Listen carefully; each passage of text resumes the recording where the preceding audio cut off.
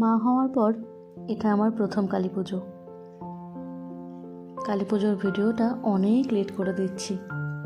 আসলে একা হাতে বাচ্চা প্লাস সংসার সব সামলিয়ে ভিডিও এডিট করার আর সময় করে উঠতে পারি না। কালী পুজোর আগের দিন চতুর্দশীর দিন আমাদের 14 প্রদীপ জ্বালাতে হয়। তো এবারে এভাবেই এই মোমের দিয়াগুলো দিয়েই 14 প্রদীপ জ্বালালাম।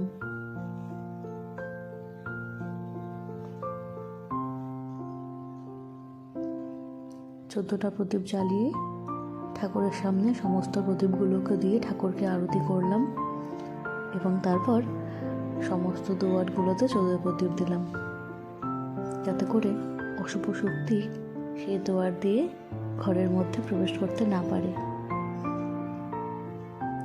ভিডিও অনেক শ্যুট করা আছে, কিন্তু আসলে সময় করে উঠতে একদম পারছি না। কালী পুজো তোমাদের কেমন কাটলো আমাকে কমেন্ট করে জানিও। আমাদের তো এই বছর বেশ ভালোই গেছে।